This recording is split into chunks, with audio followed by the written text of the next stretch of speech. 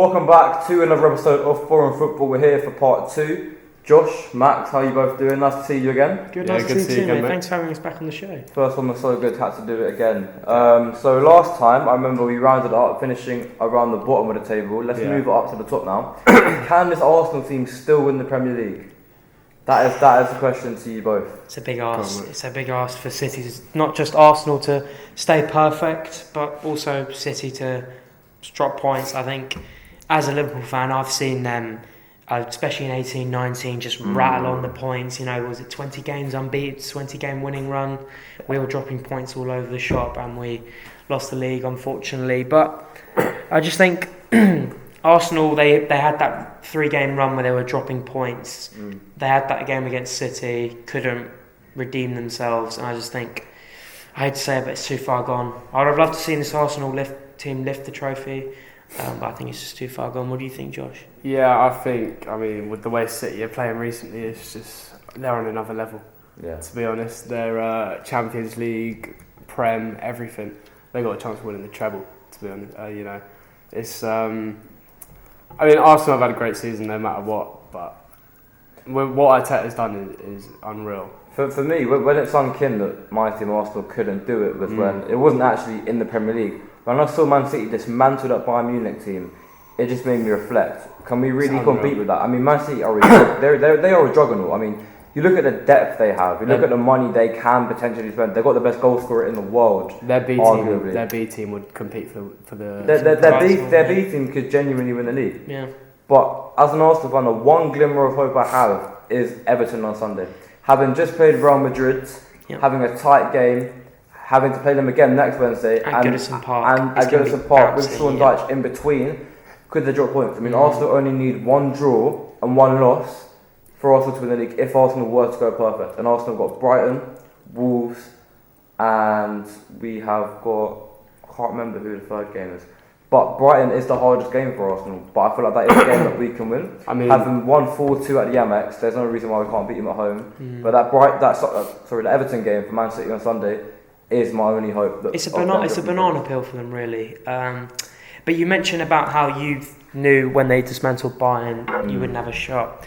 I think for Arsenal, the loss to Sporting in the Europa League was. I think Arsenal fans wanted to try and hide it, but it was a big setback.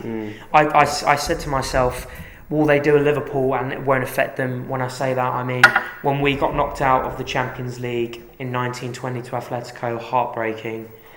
I think the league was already too far gone then, but I just think here, it was a crushing defeat, really. And it's kind of spiralled a bit out of control now at the point where they're trying to grab the steering wheel back again with the win against Newcastle, but the run of form just hasn't been good. I mean, another potential slip-up is Brentford. Man City played Brentford away. Josh, what are your thoughts on that game? Having been beaten by Brentford at home, do you have any thoughts on that game? That game was a good game, to be fair. With Tony playing so well. I mean, Brentford, last few games they haven't been up to their standard this season under Thomas Frank, but I mean, if they're on their game, then I can see them getting some points against City. But it's a tough ask. Brentford have dismantled a lot of teams in the top 4 or top 6. You look at Liverpool lost 3-1 there. Other teams have struggled there. Tottenham really struggled there on Boxing Day, I think it was this year. You saw Man United lose 4-0. Man United, I was there when Man United lost 4-0. One of my better days at a football game. Potentially could be there for the City game as well, but we'll have to see. But I think Brentford, you look at Brentford and Everton are really the big games. I think both teams have got something to compete for. Yeah. Brentford looking at maybe sneaking into a Conference League, maybe even Europa League if they get lucky, which I don't think will happen. A bit far away from it now. They're a bit far, but they could sneak into Conference League. They're in 9th, I think, at the moment. I think so, yeah. And then obviously Everton fighting for their lives. Really good win against Brighton. You could see it at Goodison Park. I could see it. I mean, what a Sunday of football we have. We've got the Man City Everton game followed by Arsenal Brighton. I mean, what a Sunday that is. Yeah. Back to back. That could be where the title is either lost for Arsenal fully or where faith could be restored. We will see We'll I see just on the hope day. I just hope it's roast lamb and not roast chicken on my Sunday, and I will be fine. That'll be my Sunday complete. It could go either way. Yeah. Speaking of, on the topic of Arsenal, who do you think Arsenal should sign this season in the January transfer window? I think we mentioned it. I think we mentioned it yesterday's episode. Declan Rice. I think if you bring him in, if they have an ageing midfield as it is, you bring him in. He's the answer to their problems in the midfield. Another shout is Moises Caicedo. Josh, what are your thoughts on him as a player? Caicedo, what a player. I mean, centre mid, CDM, 6, 8, 4, right back even, you know. He's been playing right back last 2 games, to be fair. Yeah. He's been unreal. I have to say, I don't disagree, but I don't think he's that good. I think Max. I know, but not as good as Declan Rice. No, You look obviously at- not. But you look I at- mean, if they could be priced out of a move for Declan Rice, so Caicedo would be more like 70, maybe 80 mil because of his new contract. But you compare prices. Declan Rice is 100, 120. Caicedo's 80. I think you'd want to pay that. I mean, extra if they've 20. got- if they've got the money. I'd pay if If I they've got was the money. if I was there and you have the money. You've got to pay that 20 million for Rice because Rice is a better player than But I Caicedo. mean, teams like Chelsea, United got much more money. They could even go for 130, 140 for Rice. Then Arsenal could be priced out. They go for Caicedo, the next best, he's quality, isn't he? I think Arsenal have to get either one of the two. I think Rice or Caicedo, Arsenal need to move I for a reckon- young, talented Premier League proven midfielder. Yeah. And that's the key part of that. I mentioned Premier League proven because look at Jorginho being signed. What he's brought to the team has been incredible. Look at Newcastle on Sunday. His experience brought a lot to that game. Performance was brilliant. And something that Partey couldn't offer. Yeah. Getting Rice or Caicedo could be something that Arsenal could really benefit from. Having that Premier League proven quality means that you can go to teams next season such as Burnley going up, and I think Sheffield United too. Yeah. You need that experience in the team, and I think that's something. I do think Arsenal need to release a bit of the term deadwood. Yeah. I think there's some players that want to go. I mean- Someone like Balogun who wants first team football in a title competing team. He's the first one to go. Even someone like Eddie Nketiah.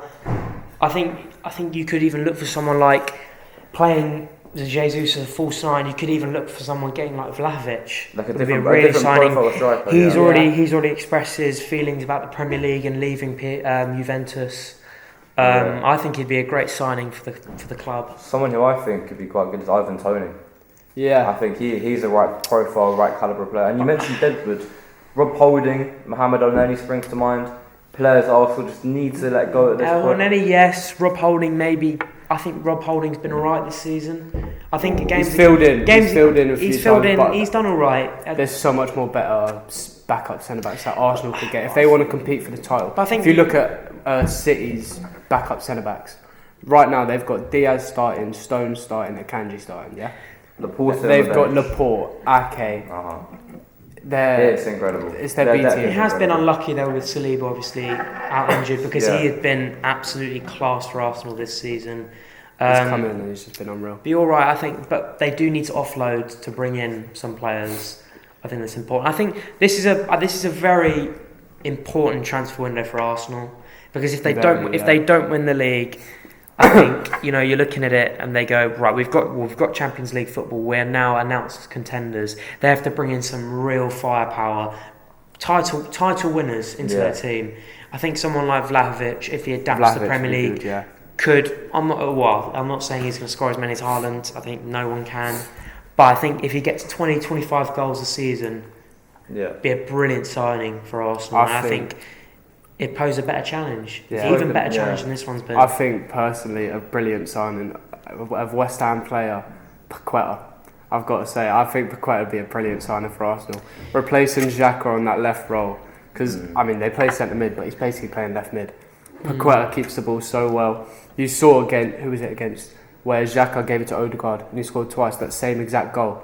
It's on the left. Paqueta's on the left foot. He's just putting it into Odegaard. I think Paqueta and Odegaard and Partey, that midfield three would be unreal. Rather than Chelsea again, you're talking about. It was Chelsea. Just Xhaka giving it into Odegaard. Odegaard just slipped. The thing with any of these, the four signings, I think, was it with Rice, Paqueta, Caicedo, and who was the other one we were thinking about?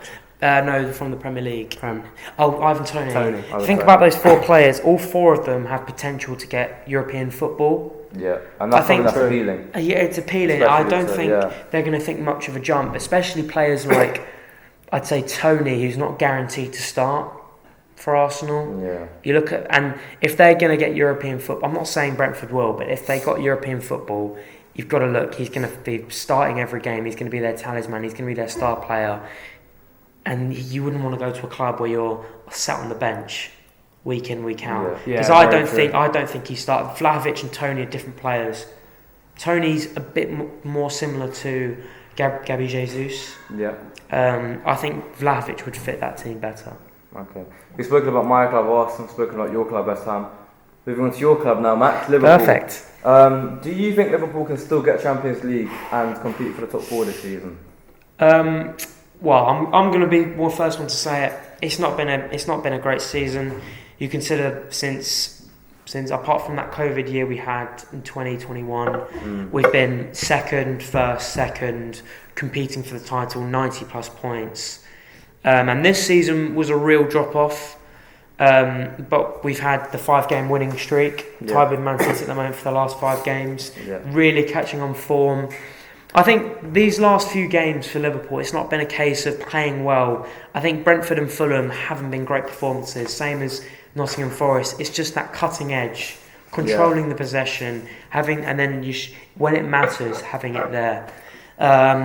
Top 4 might be a bit too much to ask for. I think United have a game in hand, are still a point above us. That's correct, yeah.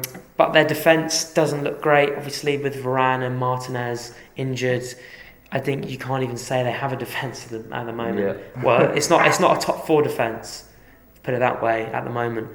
But I think, sadly, we've left it a bit too late to go for a push for Champions League. What do you think, Josh? I think so, yeah. I mean, obviously you said it's not been a great season, but you've been a bit unlucky with a few injuries up front. That's true.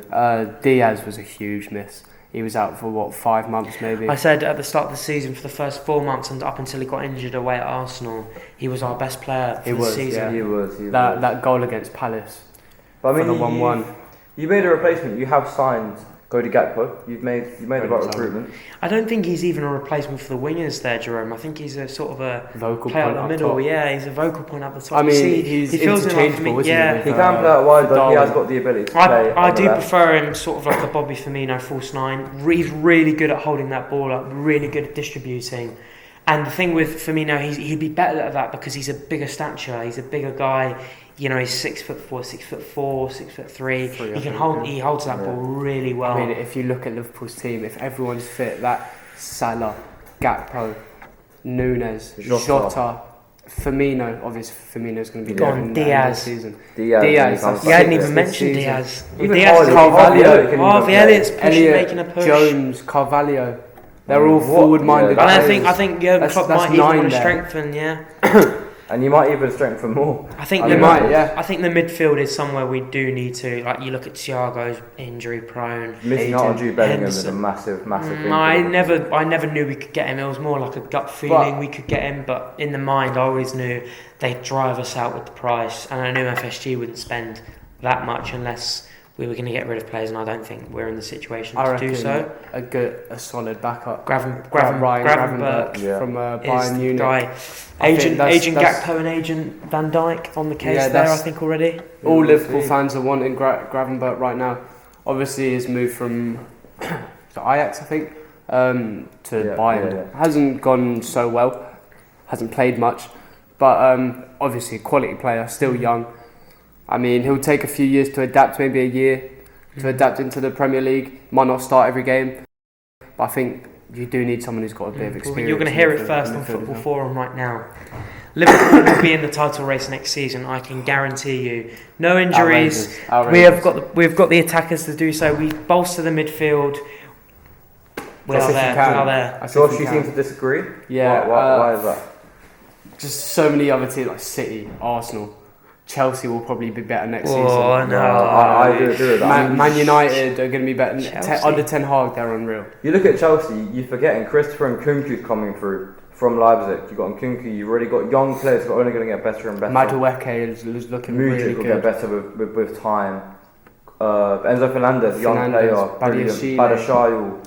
I mean, what The thing is with Chelsea, they've just got so many new players you can't group together and come as a collective. But over time, that team will develop and get better and better and better. Once they've got a proper manager in, that team can go to new heights and new levels. I mean, under Potter doesn't suit that team. Potter needs at Brighton. It was good because he was with the process. West Ham. He'd be good at West Ham. He'd be okay, but process. He needs a process. He had a process at Brighton. No process at all under Bowley. Bowley was just buying in players left, right, and centre. Yeah. Like, if you look when he was at Brighton, he had a solid 11 that he took, maybe 13. Very minimal changes. Chelsea, they've had the most changes out of everyone in the Prem this season. Yep. So I do think. Sorry to interrupt you there, Jerome. I think it is a big ask to go from 12th in the table. Was it 12th, 11th? Yeah, you've got to be kidding yourself if you're saying you can go from that to a title charge. They've done it before though. 15, 16. Where were they? They were 10th, then 16, 17. And you could argue with the change of manager coming in. Speaking of, I think we're hearing Pochettino's going to come in. Yeah, I think that'll be big. But I do stand by it. Liverpool will be a title contender next season. I think next season will be even better than this season. And this season has been an absolute treat. I do think it'll be better this season. Yeah. Okay. Next season, sorry. Champions League last night, Real Madrid. What's the game? Great game. Kevin De Bruyne with a beauty of a goal. And Vinny Jr. with an absolute peach of a goal. Vinicius Jr. I mean, what a player. I think I kind of watched it. It was almost like a weird game because I felt like at one point no one really had like a secure grasp. It was like 5-10 minute periods and it would just switch over. No one had like that firm grip on the game. I do think Real Madrid did deserve it more. In my opinion, that's my opinion. Yeah. Maybe a bit biased there, but I mean, City kind of sat back after they scored a little bit. They piled on pressure a little bit and then they just controlled the game. But I do get that. Why wouldn't you want to draw a 1-1 at Bernabeu away? Was a real result for City. Take it back to the Etihad. They're basically unbeatable at the Etihad. You have to be a top tier team with a top tier performance to go to the Etihad and get anything. Let alone they want to win. Beating Arsenal and Liverpool 4-1. Champions League, they've demolished everyone that's come in their path. I think Bayern 3-0? Yeah, that was unreal. Could have been more. Against Bayern, we were saying Bayern Munich were the favourites to win this tournament, and they absolutely dismantled them. Yeah. Absolutely dismantled them.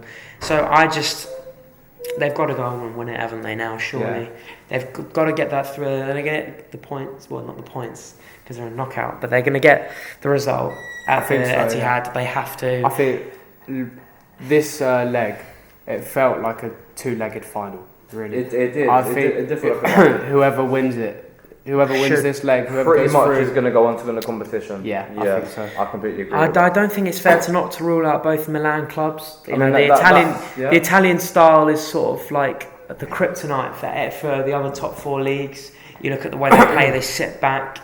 If they could repel, I'm not saying they can, but if they could repel City, then they do really have a chance at that final. And they've got players like Leao who can counter forward. But yeah, speaking of the Milan derby tonight, Josh, what are your thoughts on that game? Obviously, San Siro being knocked down. It's going to be weird. Home and away at the same place, two legs, two massive clubs in European football, two powerhouses in Italian football, the two Milan clubs, the big derby. What are your thoughts on that game tonight? I think obviously it's a massive game for both Italian clubs. If you think back to the prime AC Milan and Inter Milan derbies, like they're always in Champions Leagues semi-final and finals. Now it's come back to it. So to have a Italian club back in a Champions League final is nostalgic, really. I know my dad knows a fair few finals with Italian clubs in the Champions League. Another point onto that game: Napoli having just won the domestic league in Italy. Does that game restore a bit of pride amongst the Milan supporters for either team? Having both teams missing out on Serie A, whoever wins that game getting to that latter stage in the Champions League, does that restore a bit of faith and hope and pride in Italy? I agree. I think it's an important season for Italian football. You have Napoli runaway winners. They've been exceptional this season. But I think it's also important you look at the semi-final, the Milan derby. You have Juventus in the Europa League semi-final. Yep. You have Roma in the Conference League semi-final. I think it's been a brilliant season for Italian football. And this just caps it off, having a guaranteed Italian team in the final. I do myself fancy AC Milan for that game over 2 legs. And I think they will cause problems for, I think, a City final. But yeah, if we're doing predictions then for the Champions League final, I'll say it's a City-Milan final. I would agree on that. Milan, which one? AC. Yeah. They've got that pedigree. That. Seven Champions Leagues. To be honest, I think the City Madrid could go either way. I can see City at the Etihad, but I mean, their fans, they're just not great. So I think the Madrid away fans are unreal. Yeah. And when they always turn up. Brilliant. They always turn up. And you look back to this fixture last season, Benzema's Penenga penalty, that shows that they have got no nerves whatsoever. They can go to any club, any ground, and have absolutely full composure, no nerves. Yeah. That penalty just signifies that with this Real Madrid side. Me and my dad were sitting down watching the game yesterday, and we were just saying, every season it feels like Real Madrid. You look at this season in the La Liga, they're nowhere near Barcelona in the title race. No. Nowhere near. About 15 points behind them. And they still go on to have an exceptional Champions League campaign. Still, probably, if they win this game against City, would be favourites in the final to win back-to-back Champions Leagues. I'll tell you what, I was there last season in Paris. I was there thinking, surely this is a stroll in the park for us. It's going to be not a stroll in the park. Tough game, but we should come away with it. They haven't had the best of seasons. And they just tactically, they have that mindset to go on and win it every season. I don't know how they do it, to be honest. I don't, but I do think this is the year of the blue moon. But going back to Madrid, if you look at their league form, they've lost to some terrible clubs in that league. Yeah. Like Girona, Real Sociedad are a bit better, but Rayo Valladolid. Yeah. I mean, and then they're just popping out 1-1s against City. Barcelona are really walking that league. Barcelona, yeah, fair play to Xavi. He's done a brilliant job. That midfield, we've just seen Busquets leaving, but Busquets, De Jong, Kessie, Pessi, Gavi, they've been unreal. Yeah. As we start to conclude the end of this episode, have you boys got anything else to add? Any lingering thoughts or anything? I just think we've been talking about this season. It's been brilliant, lads, hasn't it? It's been a good really season. good season. Still got 3 games left. Oh, was it 5? Some teams have 4. Some teams have 3. 3 or 4. 3, 4. Some Brighton teams with 5. Brighton with Only 5. team So with 5 5, for 3 games left. I think it's just going to be bigger and better next season. You look at teams that are coming up. Sheffield United, Burnley, and you could potentially see teams like Luton, Sunderland, even Coventry, Middlesbrough. I was very excited to seeing those 4 playoff teams. I thought they're really good additions to the Premier League. Someone like Luton Town, who in the space of 8 years have gone from playing the National League, and they're now looking like the favourites. I think their striker, I can't remember. Colin Morris. He would be the only player to go play from the National League and rise up to the Premier League. I'll always say something that is very rare in football nowadays. That is a record that may not be broken again when you think about it. I think you must be gutted though, Josh, that Millwall didn't make the playoffs. I think next season West Ham Millwall would have been a naughty fixture. What a game that was though. Blackburn Millwall 4-3. What a game. But yeah, Millwall, I mean, just wasn't their year, to be honest. The Chilean from Stoke absolutely tore them apart in the end. Blackburn fans were singing the bubbles as well. I was loving it. But yeah, I mean, anyone who comes up, Sheffield and Burnley already come up. Burnley, Company's done a brilliant job, hasn't he? Yeah, he just signed a new contract as well. He has just signed a new 5-year contract, yeah. And a shout out to the other leagues as well. Obviously, I'm repping the Stuttgart in the Bundesliga today. I think the title race is really intriguing. It is. I think it could go either way. Before, I think we could quickly talk about that. I think that could go either way. Well, what a season of football we've been treated to across all schemes of the football pyramids, all countries. I mean, we've been treated to a different pedigree of football. Different pedigree. Thank you all for tuning in, watching a second episode of Forum Football. Really appreciate everyone coming in. Thank you, Josh. Thank you, Max. Thanks for having me on.